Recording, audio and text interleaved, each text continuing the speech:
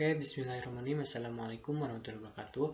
Perkenalkan, nama saya Daniel Ramadan dengan NIM 2011E112. Di sini saya akan mempresentasikan untuk memenuhi mata kuliah rancangan penelitian.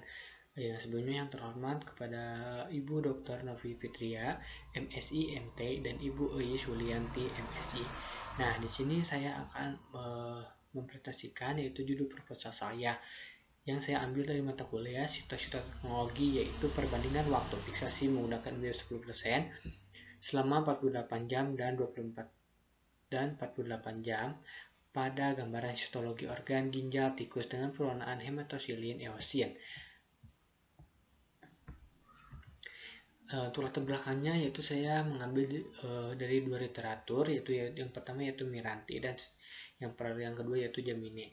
Nah, untuk menurut Miranti yaitu cairan fiksasinya yaitu adalah MBF 10% dan alkohol, dan untuk Jamine yaitu MBF dan metanol. Sedangkan untuk waktunya yaitu 12 jam sampai 24 jam. Jamine yaitu 12 jam sampai 24 jam. Untuk pH-nya Miranti menggunakan pH 7. Sedangkan Jamine tidak menggunakan pH. Untuk kekurangan dari Miranti yaitu adalah daya fiksasinya lebih lambat, yakni 12 jam sampai 28 jam. Untuk Jamine yaitu semakin lama fiksasi dengan formalin dapat menyebabkan penyusutan dan pengerasan dari jaringan.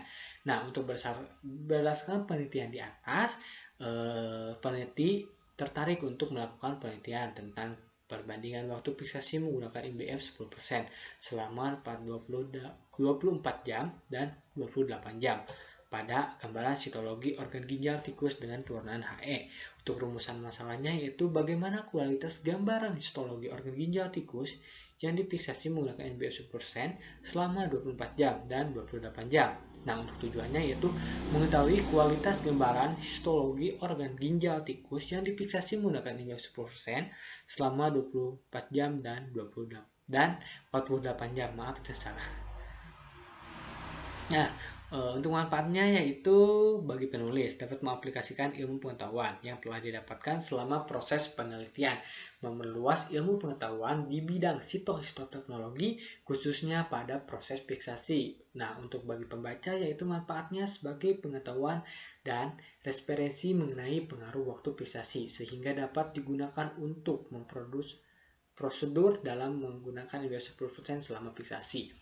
Untuk hipotesisnya, yaitu pewarnaan HE pada gambaran organ ginjal tikus yang menggunakan larutan MBF 10% selama 24 jam dan 48 jam tidak ada perbedaan kualitas atau memiliki kualitas yang sama.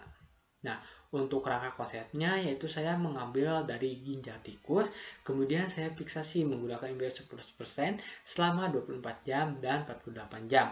Sesudah fiksasi, saya akan melakukan dehidrasi, clearing, embedding, pemotongan. Selanjutnya akan melakukan pewarnaan HE dan akan melakukan pembahasan dan kesimpulan dari penelitian tersebut. Untuk metode penelitiannya yaitu jenis penelitian. Jenis penelitian yang digunakan adalah pra-eksperimen. Untuk desain penelitiannya yaitu digunakan pada penelitian ini adalah perbandingan, yaitu penelitian yang digunakan dengan membandingkan antara kelompok eksperimen. Nah, untuk sampelnya dan populasi, yaitu untuk populasi yang digunakan dalam penelitian ini adalah hewan coba tikus jantan. Nah, untuk sampelnya pada penelitian ini menggunakan satu sampel ginjal. Kenapa saya menggunakan satu sampel ginjal? Karena dalam proses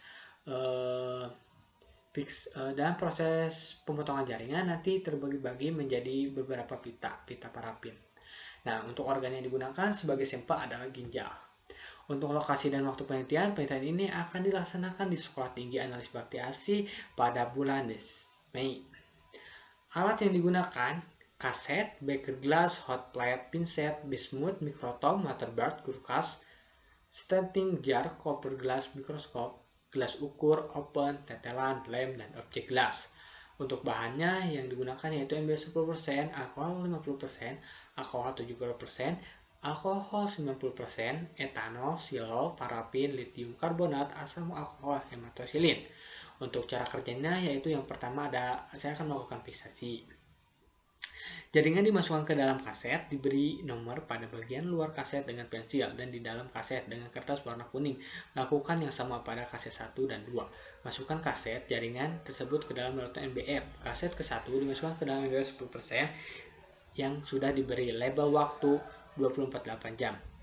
Kaset kedua dimasukkan ke dalam NBF 10% yang sudah diberi label waktu 28 jam. Yang selanjutnya akan melakukan dehidrasi, yaitu pengeluaran cairan yang setelah dilakukan fiksasi, yaitu masukkan kaset yang sudah diberi rendam oleh NBF 10% ke dalam alkohol bertingkat, yaitu 70%, 80, dan 96. Kemudian direndam selama masing-masing 60 menit kecuali alkohol yang 70%, yaitu 30 menit. Yang selanjutnya yaitu masukkan jaringan ke dalam etanol, yaitu ada etanol 1 dan etanol 2 selama masing-masing 60 menit atau 1 jam. Yaitu proses clearing. Dimasukkan jaringan ke dalam silo 1 menit 30 menit, 1 selama 30 menit. Diangkat dan dikeringkan, kemudian masukkan lagi ke dalam silo kedua, yaitu selama 30 menit. Embedding yaitu sebelum melakukan embedding atau penanaman jaringan ke parafin, yaitu dipanaskan terlebih dahulu supaya mencair. Setelah itu lakukan proses embedding, tuangkan parafin ke dalam bismut, jangan sampai jenuh, kira-kira 1-2 mm. Tuangkan hingga kering, masukkan lagi parafin ke dalam oven, letakkan jaringan tepat di tengah bismut. Agak ditekan supaya jaringan tidak melipat dan ketika dipotong semua bagian terpotong. Nah, kemudian itu taruh kaset, jaringan, dan tambahkan kembali parafin hingga melebihi sedikit di atas kaset. Letakkan jaringan yang telah dicetak di atas freezer supaya cepat membeku. Setelah pembekuan, lepaskan cetakan dari bismut dengan membalik bismut, jangan sampai pecah dan hancur. Simpan di dalam ruangan sejuk. Nah, untuk yang terakhir yaitu pemotongan. Ya, untuk pemotongan ini menggunakan alat mikrotom yang sudah disetting dari perusahaannya. Selanjutnya yaitu penggunaan hematosilin eosin, yaitu yang pertama masukkan pita parafin ke dalam silo selama silo 1 selama 10 menit, lalu keringkan, kemudian lalu masukkan lagi ke silo kedua selama 15 menit, angkat, keringkan, masukkan pita parafin ke dalam alkohol menurun, yaitu 90, 80, 70% selama 3 menit.